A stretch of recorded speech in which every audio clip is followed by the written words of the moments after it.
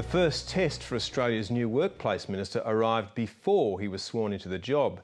Bill Shorten spent today working the phones to try and solve an industrial brawl on the wharves, where a major stevedoring company locked out some of its workers.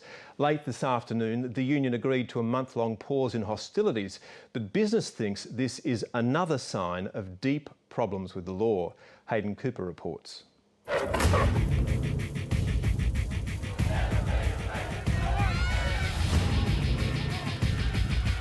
Scenes of chaos on the waterfront will long be remembered as among the worst industrial disputes this nation has seen.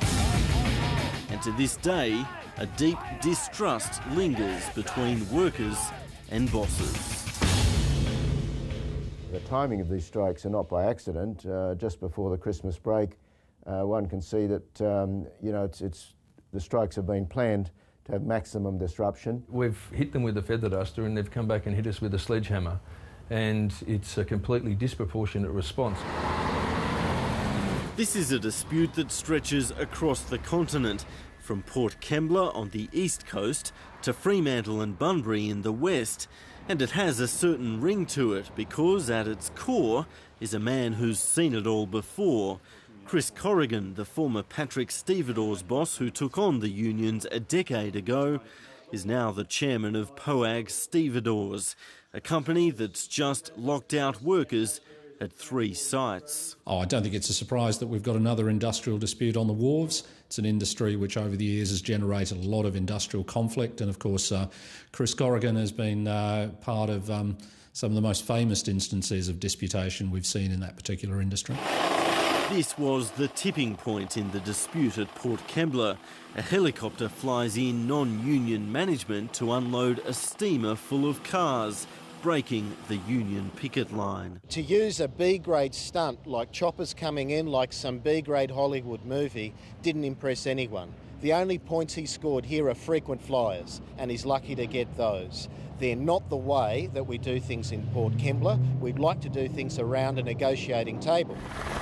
At Port Kembla, workers were let back in this morning, but in Western Australia, the company-imposed lockout continued, as did the protests. The workers, united, will never be defeated! In Fremantle and Bunbury, we've seen a completely different set of circumstances where the company have taken an extremely aggressive action and locked us out in both those areas, regardless of whether or not we're taking industrial action or not. The company says the industrial action is costing millions and it wants Fair Work Australia to intervene. We've been contacted by Fair Work Australia, and we have now lodged an application with Fair Work Australia to try and have the matter conciliated. But is this latest dispute a reflection of the times? The Qantas lockout will be remembered as one of the biggest stories of the year. Is the shipping industry now adopting similar tactics?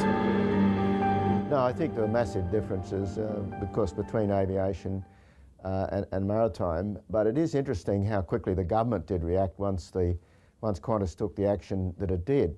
And we would be urging the current government to act similarly in relation to these damaging disputes. There's no doubt that the Qantas dispute has highlighted the availability to employers of the lockout as a form of industrial action, but that's something that's been available for many years. We've seen lockouts before, we've seen them in this industry before, and we'll see them again.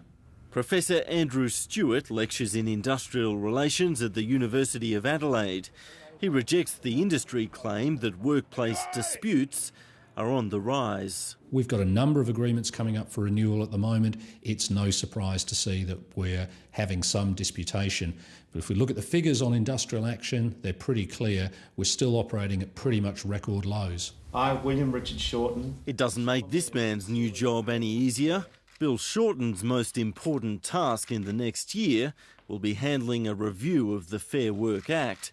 The waterfront dispute forced him to hit the ground running. I've been in touch with all of the players, and I believe it is reasonably possible the parties will step back and seek conciliation rather than continuing the heavy-duty industrial action. That is not yet decided. That's up to the parties involved. but I've certainly hit the phones hard since this morning to see if we can't get everyone back around the table, talking as I know these intelligent representatives can do. This is obviously an issue for the government. It's happening on the government's watch. It's happening under the government's legislation. And I think that it's up to the government to explain how it can possibly be in Australia's national interest at a very difficult economic time for these kind of disputes to be happening. When do we want? Now! Late today, a short-term breakthrough was made. The union has agreed to cease all industrial action for 4 weeks. Another chance to resolve a fractious dispute. Hayden Cooper reporting.